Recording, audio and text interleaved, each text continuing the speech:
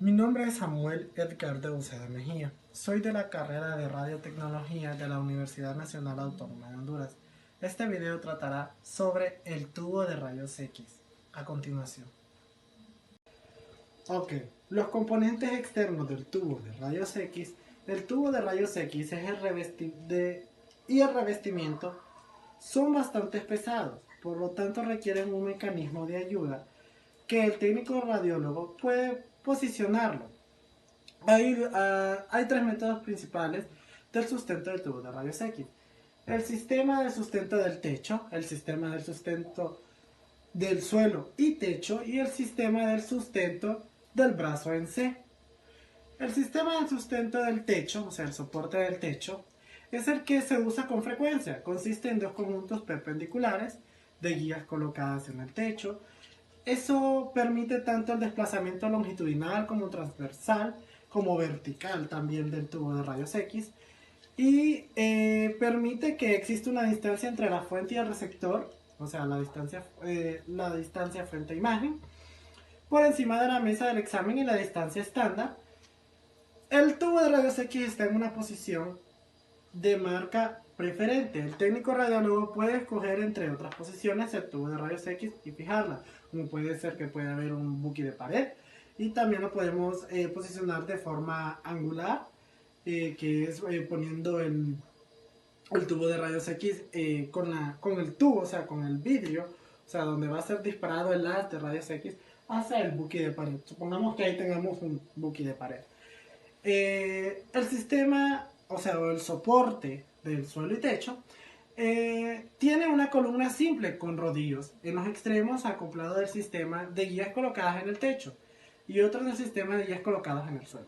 El tubo de rayos X sube y baja con la columna cuando está rota en variación al tipo de sustento que tiene la columna posicionada en un sistema, ya sea únicamente usando una o dos guías del suelo.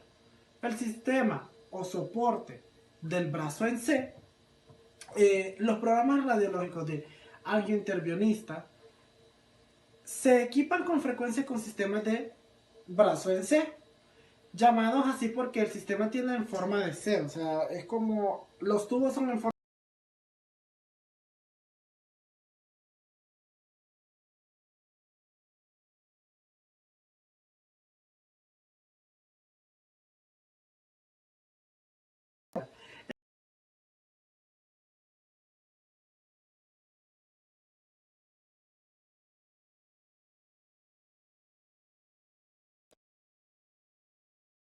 El revestimiento protector.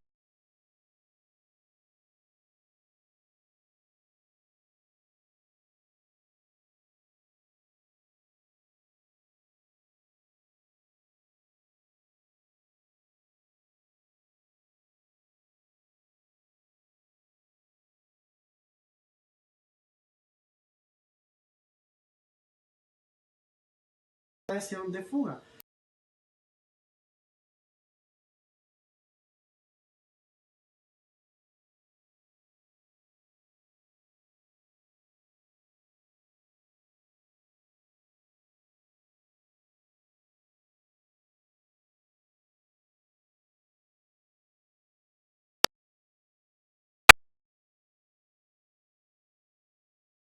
¿Y cómo amortiguar?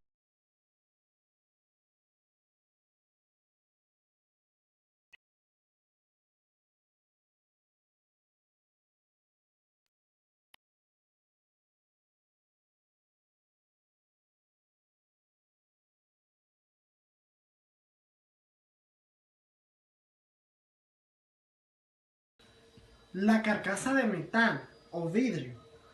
El tubo de rayos X es un tubo vacío, electrónico y sus componentes contenidos en una carcasa de vidrio de metal. Sin embargo, el tubo de rayos X es un tipo de especial de tubo de vacío que contiene dos electrodos, el cátodo y el ánodo. El cátodo es la parte negativa del tubo de rayos X y el ánodo es la parte positiva, que se hablará más adelante de estos dos elementos.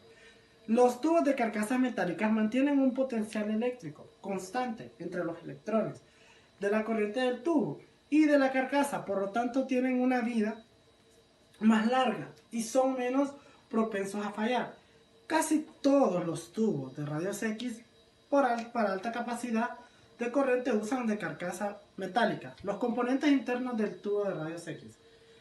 El filamento, que se los acabo de mencionar anteriormente, eso es de la parte interna, no de la parte externa, pero era para darles un ejemplo. El filamento es en forma de espiral. El cable es similar a los cables de la tostadora. Son un poco más pequeños normalmente. El filamento tiene un diámetro aproximadamente de 2 milímetros o 1 y 2 centímetros de largo. El filamento de un tubo de rayos X emite electrones cuando se calienta, que es lo que les explicaba anteriormente. En el momento en el que la corriente a través del filamento es suficientemente alta y los electrones de las capas externas de los átomos del filamento son expulsados de este. Este fenómeno se conoce como emisión termoiónica. Generalmente se fabrican con un tungsteno toreado que proporciona una emisión termoiónica mayor que otros metales. Su punto de fusión se produce a 3410 grados Celsius y por lo tanto no es probable que se funda, como ocurre con el filamento de bombillados o tubo de rayos X que se diseñan con carcasas de cristal o metal. El cátodo. El cátodo es la parte negativa del tubo de rayos X. Tiene dos partes principales, un filamento y una capa focalizada. Una copa focalizadora. La vaporización del tungsteno del filamento con deposición dentro de la carcasa de cristal es la causa más común del mal funcionamiento del tubo de rayos X. El ánodo es la parte positiva del tubo de rayos X y este se divide en dos, ánodo estacionario y ánodo rotatorio. Los tubos de rayos X con ánodos estacionarios se usan en sistemas de imagen dental de rayos X y algunos sistemas portátiles de rayos X, no solo los dentales, y otras unidades para uso general que no se requieren. La mayoría de tubos de rayos X que se usa en la parte clínica o radiológica son de ánodos rotatorios. Ni altos valores de potencia, los tubos de rayos X de uso general emplean el ánodo rotatorio porque deben ser capaces de producir haces de rayos X de alta intensidad en un periodo de corto tiempo. Y los ánodos estacionarios son los que producen en alta intensidad, pero a un tiempo un poco alargado. El ánodo es capaz de producir rayos de X de alta intensidad en un periodo de corto tiempo. El ánodo tiene tres funciones. El ánodo desempeña en un tubo de rayos X, el tubo es un conductor eléctrico que recibe los electrones emitidos por el cátodo y los conduce a través del tubo y de los cables de conexión y de vuelta al generador de alto voltaje. La segunda función del ánodo también proporciona el soporte mecánico para el blanco. Y el blanco es el área del ánodo golpeada por electrones que provienen del cátodo. En tubos del ánodo estacionario, el blanco consiste en una aleación del tungsteno incrustada. El ánodo de cobre y tubos con ánodos rotatorios es el disco que rota en el blanco. La función número 3. El ánodo también debe ser un buen disipador térmico. Cuando los electrones que provienen del cátodo interactúan con el ánodo, más del 99% de su energía cinética, que es la energía del movimiento, se convierte en calor y este se debe disipar rápidamente. El efecto talón es uno de los principios del foco lineal. Es una de las consecuencias desafortunadas del principio de este foco lineal. Es el que la intensidad de la radiación sobre la parte del cátodo del campo de rayos X es más alta que sobre la parte del ánodo. Los electrones interactúan con los átomos del blanco en diferentes profundidades del blanco. El principio focolineal tiene como consecuencia un tamaño de punto focal efectivo mucho menor que el punto focal real.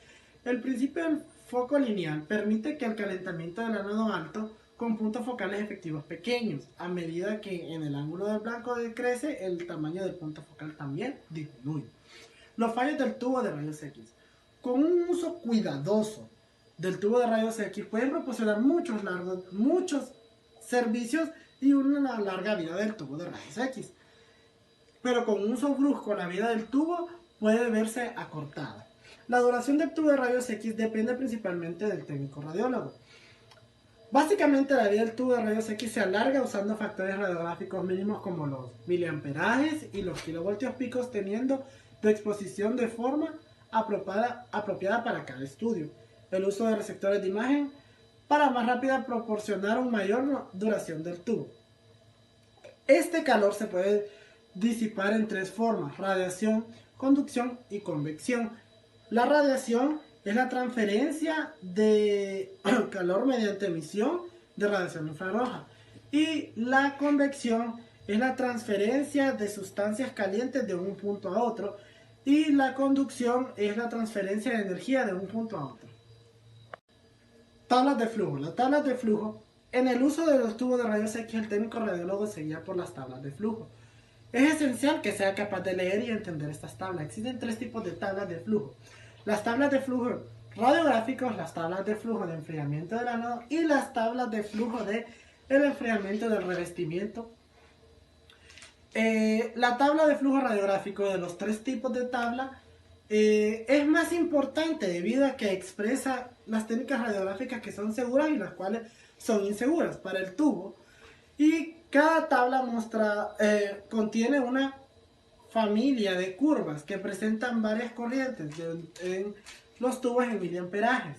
En SX muestran escalas de los otros dos parámetros radiográficos en tiempos de kilovoltios picos, dados en miliamperajes, que dice que si está debajo de la curva de miliamperaje es segura y si está arriba es insegura. La tabla de enfriamiento del ánodo.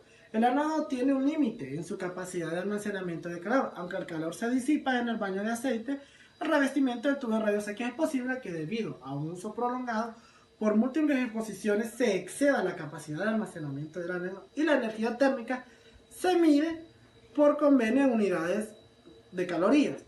La tabla de enfriamiento del revestimiento. La tabla del tubo de rayos X tiene una forma similar a la tabla de enfriamiento del ánodo y se usa justamente de la misma forma.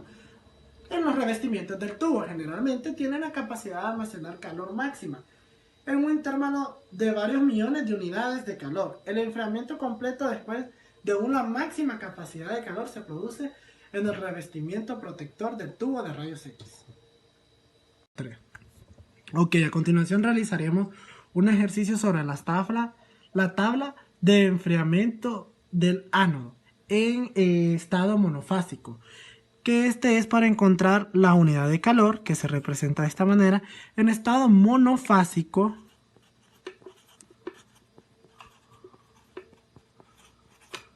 dice que la fórmula de unidad de calor es igual a kilovoltios picos por miliamperajes por segundos. Ok, a continuación realizaremos el ejercicio.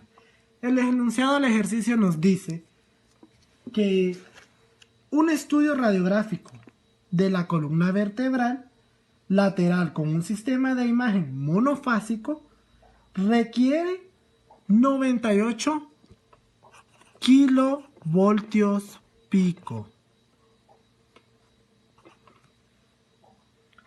y 120 miliamperaje. A esto le llamamos técnica radiográfica para un estudio. ¿Cuántas unidades de calor? Nos están pidiendo las unidades de calor en un sistema monofásico. Ok, a continuación realizaremos el procedimiento. Unidad de calor es igual a 98 kilovoltios pico por 120 miliamperaje. Es por segundo, pero en el enunciado del ejercicio no nos da el tiempo de la exposición. Ok, en nuestra calculadora ingresaremos 98, que son los kilovoltios picos, por los 120 miliamperaje. Esto es igual a 11.000 o 11.760 unidades de calor.